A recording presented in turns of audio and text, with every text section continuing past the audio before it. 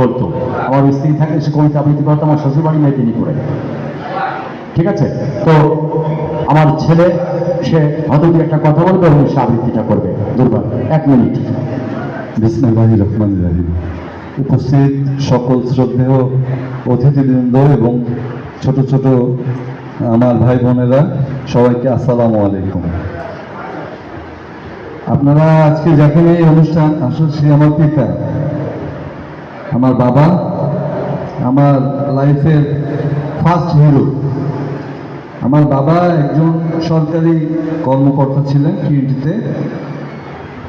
আমার বাবা আমাদের সারা জীবন যেভাবে মানুষ করেছে, সেই শিক্ষক, তার কথা ছিল 3টা জিনিস করা যাবে না। পরের পোশাকে তোমার শরীর নষ্ট, পরের খাবারে তোমার পেট নষ্ট, আর পরের টাকায় তোমার জীবন নষ্ট। এটা করা যাবে না। আর হাত কখনো পেত না, পারলে দাও, না পারলে চুপ থাকো। আলহামদুলিল্লাহ আমরা সেভাবেই বেড়ে উঠেছি, আমি এবং আমার বোন। হয়তোবা আমি অনেক কিছু তাকে সাপোর্ট করতে পারছি না, কিন্তু বাবা যেভাবে করেছে, বছরের প্রথমে বই এবং খাবার, তার যতই কষ্ট হোক, নতুন বইটা আমার ক্লাস সহপাঠীদের সবার আগে আমার হাতে পৌঁছেছে। এবং এমন কিছু নাই, মানে মনে চাওয়ার আগে আপু হাজির করেছে। কখনো সে না বলেনি, বাবা এটা লাগবে, এখন না পারলে পরে, হ্যাঁ দিব।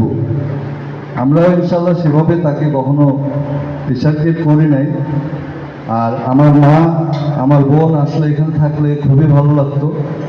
এখানে যত গুণীজন আছেন, আমার বাবাকে সবাই ভালোবাসেন। সোহাগ আঙ্কেল, সে আজকে এই যে মহৎ একটা উদ্যোগ নিয়েছে, আসলে এটা তো সবার মৃত্যুর পরে হয়। আপু এটা আসলে খুবই খুশি আর কি। আমাদের আর চাওয়া পাওয়ার কিছুই নাই। আমার বাবা যে কোনো অনুষ্ঠানে, আমি বাসায় বলি যে আপু সকালে 1 ঘন্টা আগে যাও প্রোগ্রামে, হ্যাঁ একদম রাত্রে ওই ডিপার্টমেন্টের কি পিয়ন নাই, চেয়ারগুলো তুমি এই যে গুছাও, তোমার ওয়েটটা নাও। বাবা পারবে না তো, ওরা তো দায়িত্বশীল না, ওরা ওইভাবে চেয়ারটা গোছাতে পারবে না। আমার বাবা যেভাবে পারবে। আমার বাবা জীবনে 1 টাকার দুর্নীতি করে আমাকে খাওয়ায়নি। আমি যখন অনার্স 3rd ইয়ারে পড়ি, আমার পকেট মানি পার ডে 20 টাকা। তখন আমার আব্বুর যারা কলিগ ছিল, তাদের ছেলেরা 200-300 টাকা ভাঙতো।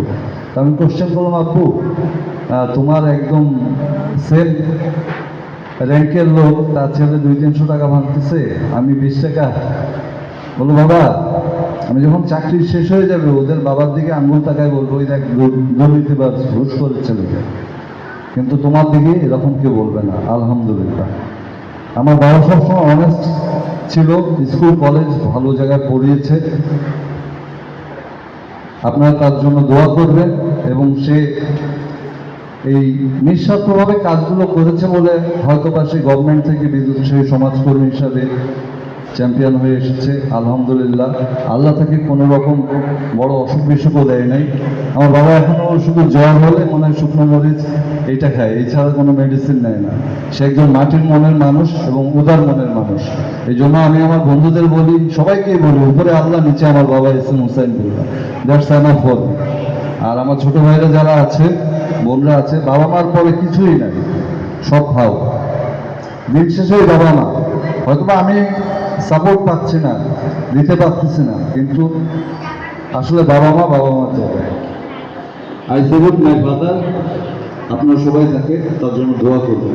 ধন্যবাদ।